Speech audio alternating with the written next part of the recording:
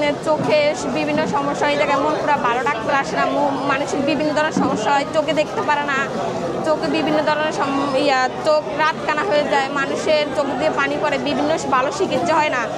আজকে এসে গেছে মানুষ বিভিন্ন ধরনের চিকিৎসা, অনেক মানুষ এই রোগে বিভক্ত ভুগতেছে, মন পুরো কোনো সুবিধা হয় না। আমি মনে করি আমাদের এই ছোট একটা দ্বীপ, এই জেলে আমাদের ভালো কোনো উন্নত হাসপাতাল নাই এবং আমাদের চিকিৎসা করার জন্য চরবেশন এবং ঢাকা যাওয়া লাগে।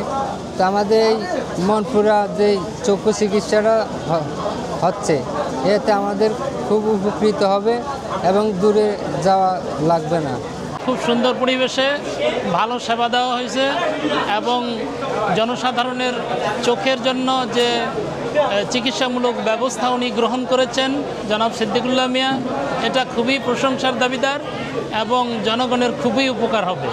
সুন্দর মনে হচ্ছে, সিদ্দিকুল্লাহ মিয়া আমাদের জন্য যেটা বুক করছে এটা অনেক কিছুই, আমরা আইলে আশাবাদী, আমরা আইলে চাই সামনের দিকে সে এভাবে করুক, আমাদের প্রত্যাশা থাকে। গরিব দুঃখী যারা আছে তারা মনে করেন এই চশমা ঢাকা বরিশাল যাইতে পারে না, তার জন্য এখানে অ্যাডভোকেট সিদ্দিকুল্লাহ মিয়া চক্ষু ক্যাম্প দিছে, এই জন্য আমাদের জন্য খুবই উপকারী।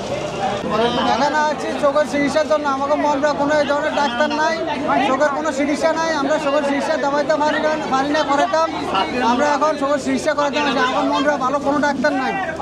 দ্বীপ মনপুরা দ্বীপ জেলা, এখানে মানুষ অনেক কিছু থেকে বঞ্চিত, সাধারণ মানুষ যারা আছে এখানে, কেউ কৃষক, কেউ জেলে যারা আছে সবাই কিন্তু খুবই আর্থিক অবস্থা থেকে সংকটে আছে।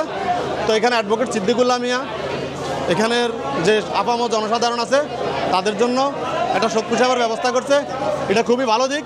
আমি অ্যাডভোকেট সিদ্দিকুল্লাহ মিয়ার উদ্দেশ্যে বলবো উনি যেন এটা কাজটা চলমান রাখে। আজকে যেহেতু এটা প্রক্রিয়াধীন চলছে, অলরেডি শুরু হয়েছে, এই কাজটা যেন চলমান থাকে সবসময়, যেন যাতে মানুষ এখান থেকে চক্ষু সেবা নিয়ে তাদের দৃষ্টিশক্তি ফিরে পায়। এখানকার মানুষ তাদের ওই আর্থিক সচ্ছলতা নাই যে তারা ঢাকা গিয়ে বা স্কয়ার হাসপাতালে, বিভিন্ন যে চক্ষু হাসপাতালে গিয়ে তারা চিকিৎসা করাতে সক্ষম না।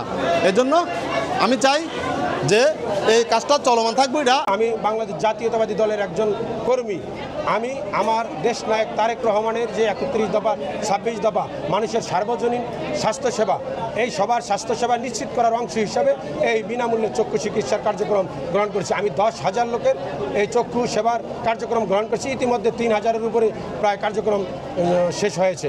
আরও আমাদের তৃতীয় দিনের মতো কার্যক্রম চলছে। পরবর্তীতে আগামী দিনে দুলারহাট বাজার চলবে, চরপেশনের এবং চেয়ারম্যানের হাট পরবর্তী দিন চলবে।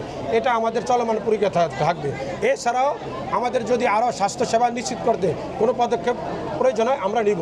আর আমি বলবো, যেহেতু এই সমস্ত জনকল্যাণকর কাজের মাধ্যমে এই চরপেশন মনপুরার মানুষ, সারা বাংলাদেশের মানুষ আগামী দিনে তারেক রহমানকে সমর্থন করবে, জাতীয়তাবাদী দলের পাশে থাকবে, আমরা এটাই প্রত্যাশা করি।